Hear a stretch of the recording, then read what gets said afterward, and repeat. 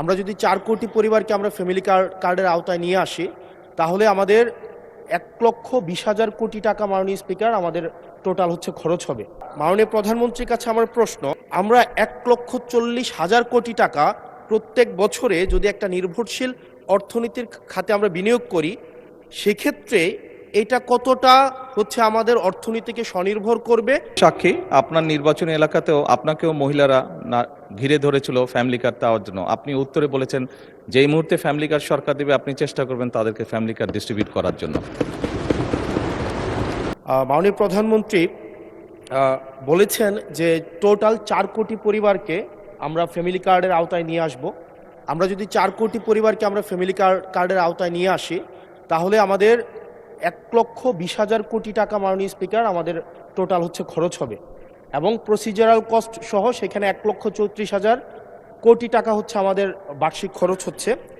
আবার গত সপ্তাহে মাননীয় স্পিকার আমরা ফার্মার্স কার্ডের বিষয়ে জানলাম যে 2,75,00,000 ফার্মার্সকে আমরা ফার্মার্স কার্ডের অধীনে আমরা নিয়ে আসবো। মাননীয় সদস্য সরাসরি প্রশ্ন করুন, ভূমিকা বাদ দেন, প্রশ্ন করুন। তো সেখানে 6,875 কোটি টাকা, যেখানে প্রসিজারাল কস্ট সহ 7,000 কোটি টাকা মাননীয় স্পিকার খরচ হচ্ছে।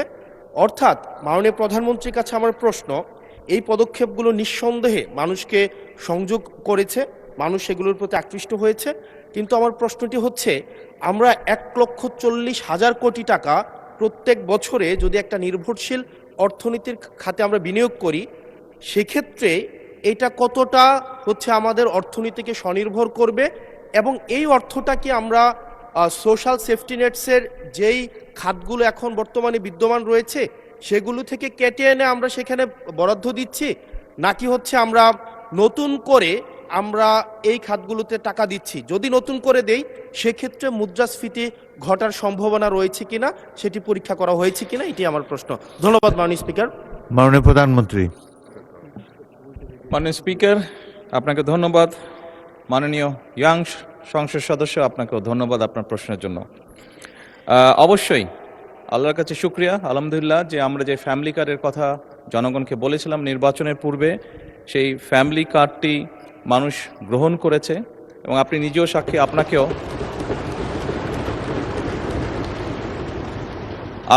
সাক্ষী, আপনার নির্বাচনী এলাকাতেও আপনাকেও মহিলারা ঘিরে ধরেছিল ফ্যামিলি কার্ড দেওয়ার জন্য। আপনি উত্তরে বলেছেন যে এই মুহূর্তে ফ্যামিলি কার্ড সরকার দেবে, আপনি চেষ্টা করবেন তাদেরকে ফ্যামিলি কার্ড ডিস্ট্রিবিউট করার জন্য। মাননীয় সংসদ সদস্য, আপনি নিশ্চয়ই এটি অনুধাবন করতে পারবেন যে 4 কোটি পরিবারকে আমরা ফ্যামিলি কার্ড দিব। আমরা পর্যায়ক্রমিকভাবে সরকার এটা দেবে। পৃথিবীর কোনো সরকারের পক্ষেই একবারে এটি করা সম্ভব না। এই ডাটাগুলো কালেক্ট করতে হবে, কার কি অবস্থা, প্রত্যেকটা ফ্যামিলি ডাটা কালেক্ট করবে, পর্যায়ক্রমিকভাবে আমরা দিব। এবং প্রথম স্টেজে আমরা যারা ভালনারেবল ফ্যামিলি, আমরা তাদেরকে এই কার্ডগুলো দিব। কাজেই ধীরে ধীরে আমরা বাজেটটি তৈরি করব, এবং ধীরে ধীরেই আমরা কার্ড দেওয়ার সংখ্যাটা ধীরে ধীরে আমরা বাড়াবো। এবং সেজন্যই আমরা মনে করি আমাদের যে সব হিসাব নিকাশ করেছি আমরা, তাতে করে বাজেটের উপরে কোনো চাপ পড়ার তেমন কোনো কারণ নেই। এটি গেলে 1 নম্বর। দ্বিতীয়ত, আপনি বলেছেন যে আরও যেগুলো সেফটি নেট,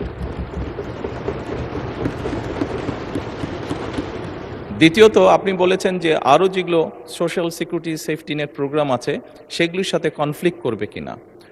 মাননীয় সংসদ সদস্য, আপনি যদি দেখেন এই মুহূর্তে যে কটি ধরনের ডিফারেন্ট কাইন্ডের এই ধরনের প্রোগ্রাম আছে, আপনি যদি সবগুলোর অর্থ সহযোগিতা অ্যাড করেন, দেখবেন যে ফ্যামিলি কার্ডে যেই 2,500 টাকা দেওয়া হচ্ছে সবগুলো অ্যাড করলে সেটার পরিমাণ না। অর্থাৎ ফ্যামিলি কার্ডে যেই সহযোগিতা দেওয়া হচ্ছে টাকার ভলিউমে সেটা সবচেয়ে বেশি, ভলিউমে বেশি, 2,500 টাকা। কোনোটাই সবগুলোকে একজন মানুষকে যদি সবগুলো সুবিধা দেন এই মুহূর্তে যেগুলো চালু আছে, তাহলে একজন লোক 2,500 টাকার কম পাচ্ছে, বেশি পাচ্ছে না। এবং এর মধ্যে আমরা দেখেছি, এর মধ্যে রিসার্চ করে অনেকগুলো মানুষ আছে বা অনেকগুলো ব্যক্তি আছেন যাদের উপরে রিপিটেশন হচ্ছে, যে একই সুবিধা, কয়েকটি সুবিধা একজন ব্যক্তি পাচ্ছেন। তো সেগুলোকে আমরা কাট ডাউন করবো, সবগুলোকে আমরা কাট ডাউন করবো না। যেগুলো রিপিটেশন হচ্ছে সেগুলোকে আমরা কাট ডাউন করবো। এভাবেই করে আমরা ধীরে ধীরে নিয়ে যাব। আর আপনি ইনফ্লেশনের কথা বলেছেন, আমরা অবশ্যই টাকা ছাপিয়ে দিচ্ছি না, আমরা টাকা ছাপিয়ে দিব না, বরঞ্চ আমরা মনে করি এতে ইনফ্লেশনটা কমে আসবে। কারণ আপনি চিন্তা করুন, যখন সে 2,500 টাকা পাচ্ছে, এর মধ্যে নিশ্চয়ই যারা পেয়েছে আপনি দেখেছেন যে তাদের ভিডিওতে দেখেছেন তাদের রিয়াকশনগুলো কি কি করবে তারা। কেউ বলেছে জামা কাপড় কিনবে, কেউ বলেছে বইয়ের বাচ্চার জন্য বই কিনবে, কেউ বলেছে ফ্যামিলির প্রয়োজনীয় জিনিস ক্রয় করবে। তার মানে আপনি দেখুন যেই মানুষগুলো পাচ্ছে এরা কিন্তু কোনো ব্র্যান্ডেড জিনিস ব্যবহার করে না। আমরা সবাই একটু অ্যাফোর্ড করতে বলে যে ব্র্যান্ডেড বিদেশি জিনিস ব্যবহার করি। এই মানুষগুলো কিন্তু যেসব জিনিস ব্যবহার করে সেগুলো কিন্তু তাদের প্রয়োজনীয় জিনিস ব্যবহার করে, এবং তারা যেই জিনিসগুলো ব্যবহার করে অধিকাংশই দেশীয় কলকারখানা দেশেই উৎপাদিত হয়।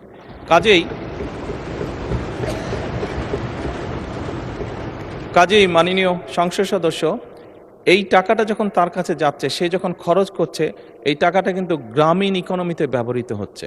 সে হয় মুরগি কিনছে, সে হয়তো থালা বাসন কিনছে, সে হয়তো গামছা কিনছে, যেই সবগুলো জিনিস, সে তার বাচ্চার যে কাপড় কিনছে, সে তার বাচ্চার জন্য যে বই কিনছে, সবগুলো জিনিস লোকালি প্রডিউস হচ্ছে। তার ফলে যেটা হবে, আমাদের লোকাল ইন্ডাস্ট্রিগুলো ধীরে ধীরে, এই যে 1,64,000 কোটি টাকার আপনি কথা বললেন, এটি সম্পূর্ণভাবে লোকাল ইন্ডাস্ট্রিগুলোতে যাবে, লোকাল ইন্ডাস্ট্রিগুলোকে এগুলো হেল্প করবে। এবং স্বাভাবিকভাবে যখন একটি গ্রামে যখন অনেকগুলো ফ্যামিলি, অনেকগুলো মহিলা এই কার্ডটি পাবেন, তারা যখন যেই দোকানে গিয়ে সদাই করবেন, তারা জিনিসপত্র কিনবেন, সেই দোকানে আপনি খোঁজ করে দেখুন, এখন হয়তো একজন হেল্পার আছে দোকানের, তার স্টাফ হয়তো একজন আছে, কিন্তু আপনি 3 মাস পরে বা 6 মাস পরে দেখবেন তার স্টাফ 2 জন হয়ে গেছে। কারণ স্বাভাবিকভাবে অনেকগুলো ফ্যামিলির কাছে এই সহযোগিতাটা পৌঁছাবে এবং তারা সেখানে সদাই করতে যাবে বা জিনিসপত্র কিনতে যাবে। ফলে ওই দোকানের মালিক যে বা দোকানটা যা চালাচ্ছে তার তখন একজন সহকারী হবে না, তার 2 জন সহকারী হবে। অর্থাৎ কর্মসংস্থানেরও একটি ব্যবস্থা হচ্ছে। একদিকে যেরকম এইটা এক কাইন্ড অফ ইনভেস্টমেন্ট, স্টেট রাষ্ট্রের একটা ইনভেস্টমেন্ট, যে ইনভেস্টমেন্টের মাধ্যমে ধীরে ধীরে লোকাল শিল্পগুলো গড়ে উঠবে, যে ইনভেস্টমেন্টের মাধ্যমে ধীরে ধীরে কর্মসংস্থানও গড়ে উঠবে। সেই জন্যই আমাদের হিসাব বলছে ইনফ্লেশন বরং কমবে, বাড়বে না। মাননীয় সংসদ সদস্য, ধন্যবাদ আপনার প্রশ্নের জন্য।